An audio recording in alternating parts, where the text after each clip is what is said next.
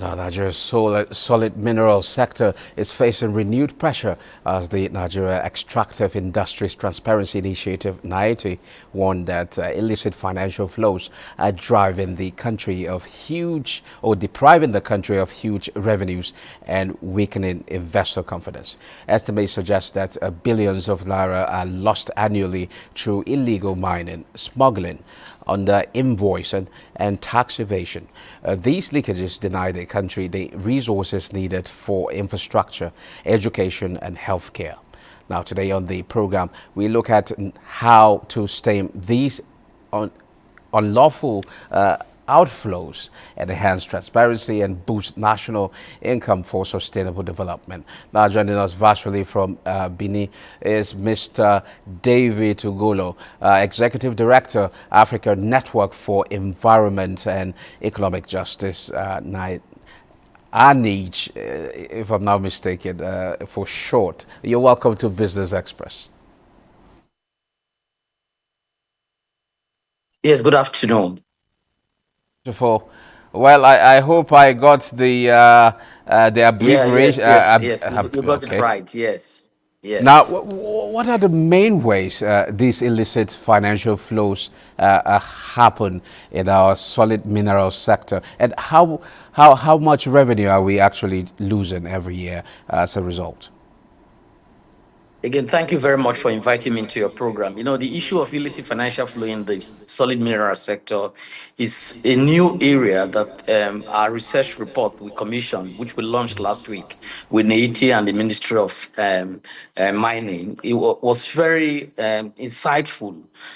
Obviously, we're faced with a lot of challenge in the country. Government is looking into opportunity to scale up the revenue in the country. And the issue of illicit financial flow is a big issue after Tambo Beki report was released a few years ago, looking into billions, over $50 billion that is leaving the continent. And when you see what is happening to Nigeria, Nigeria also lost almost about 10 to $15 billion annually as a result of illicit financial flow. We're zeroing in on the mining sector. With this research, we have seen that the enabler for this illicit financial flow are within the country, and there's no way government can stop this if all stakeholders don't come together to put an end to this um, problem in the sense that the revenue that was supposed to be used to build hospital, build infrastructure in the country is going to private pocket, and not just private pocket within the country, it's leaving the country. And that's the reason why we commissioned this research with the support from the British government. And we're very happy that this report was released and it is well received by stakeholder, and hopefully we're going to be releasing on the policy brief on this report, which we're going to be using to do legislative advocacy for reform, to see how this big problem that is affecting the country, we can stop it. And perhaps that will also enable the government to begin to put a searchlight on how the mining sector is operating in the country. So, what do you want the stakeholders to do at this point in time? First, I want to thank the new Executive Secretary of the Nigerian Extractive Industry Transparency Initiative, NAITI, and the Honorable Minister for the mining sector, which is, again, their commitment you see demonstrated last week in this launching of this new report. The first thing that we want them to do, that which they have done, is by hosting and taking ownership of this research. And we hopefully the key recommendation from this research that provides the need for government to put in place a transparent regulatory system that will enable the ministry to be able to put a searchlight and empower those who are responsible for the regulation to be able to carry out their responsibility. Then the other second aspect of what I think government can do is to strengthen the collaboration among agencies, because the question of beneficial ownership is very fundamental if you are to tackle the challenge of illicit financial flow in the illicit in the Mineral mining sector. sector. So we are hoping that government is going to scale up the resource investment in building the database that will make the Nigerian agency to be capable to be able to handle the issue of disclosure, and then making agency to collaborate, because one agency alone cannot stop the issue of illicit financial flow in the country. And so we hope that Okay. government agency like the AT and the corruption agencies like NFIU, EFCC, ICPC will be able to operate and cooperate to be able to end this culture of impunity. Okay, the Mining Cadastral Office is supposed to regulate mining activities, but we still hear stories of illegal operations across the country. What exactly is going wrong? Is it a manpower issue, funding, or something else entirely? They are all together. We have manpower challenge, we have capacity issue, we have lack of resources, and then another thing that you can't really put money to is the political will. So We is this require the something political. that your research is, poised to address? Exactly. Those are the things we hopefully that we will use the recommendation from the research to address. And we're very happy. The more encouraging aspect was seen was the participation of the National Assembly. The Senate Committee chairman in charge of mining committee in the Senate was there, and he made a commitment that he's looking forward to collaborate with us to see that all the necessary legislative actions are taken. And one key thing that we think that the government can really help to put in place is the legislative infrastructure that will empower the Nigerian government to put in place a database on beneficial ownership, because what we currently see in the country is lack of transparency and lack of access to data. And I hope that with key institutions like NFIU, EFCC, ICPC, all these institutions can collaborate if this access to this data become available to all the agency, and Now, then now, the now, opportunity now, to, yes. now smuggling is a major problem. Minerals mined here are being taken across our borders without proper documentation or payment of royalties. What specific measures can our border security agencies implement to stop these, illegal activities? It's also border upon how government go about ensuring that all the companies that are operating on the sector are properly registered. And apart from proper registers, know your customer is very important. Beneficial ownership information data is very important.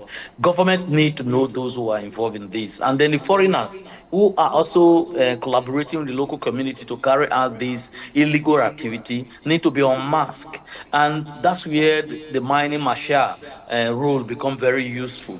But government need to also begin to collaborate with local community people. By way what it comes to the local community, because the local community must see the need to see what happened in the Niger Delta, the oil and gas sector in the Niger Delta. It doesn't happen in the northern part of the country and the places where we have all this mining going on. Because once the community don't see the buy-in, what is in for them, they begin to collaborate with these foreigners to carry out this illegal mining. Okay, now let's talk about the legal framework. Do you think our current laws, such as the Nigerian Minerals and Mining Act, are adequate to deal with modern day challenges in the sector, or do we need legislative reforms? That's exactly what the report is saying, the research is saying. You couldn't have been using laws that were created more than 2, 3 decades ago to be operating now. So it needs a reform to deal with the challenges that are currently coming out. So one thing we want to encourage President Tinubu to undertake is to be able to provide that political support for a legislative reform to strengthen the current act, to look into opportunity to strengthen it in a way that this illegal mining that is currently going on in the country will be reduced to minimum. And then the only best way to do that is to collaborate with the National Assembly. The National Assembly has the responsibility to put in place laws that can tackle this challenge. And I'm happy that the National Assembly has and indicated by the Senate Okay. committee chairman will do the needful.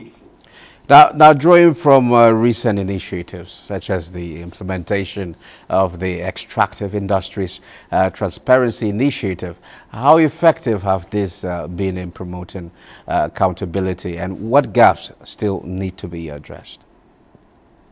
Yes, I remember about 10, 15 years ago, or 20 years ago precisely, we can't easily point data on the oil and revenue agency. But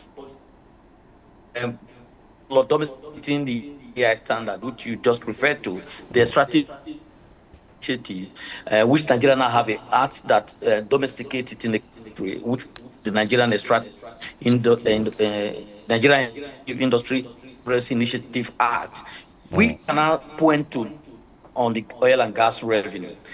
Precisely, if you go to the NATI website, you can now at least lay your hands on data on the revenue that is flowing to the United Delta states. You can easily say what is that amount of resources that has flowed to Bayelsa in the last 2 years, what amount of resources that have flowed to Edo, Delta, Rivers, and with that kind of amount of information in the hands of citizens, you cannot begin to ask questions around transparency and accountability. The real challenge is that Nigerians hardly lay their hands on this data, and this is the real big challenge.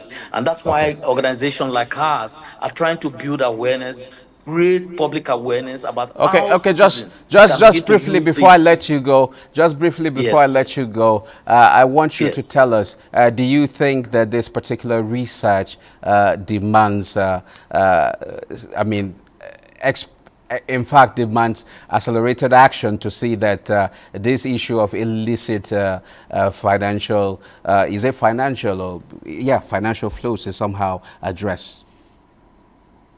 No better way to say it than what you have said. We really need it yesterday.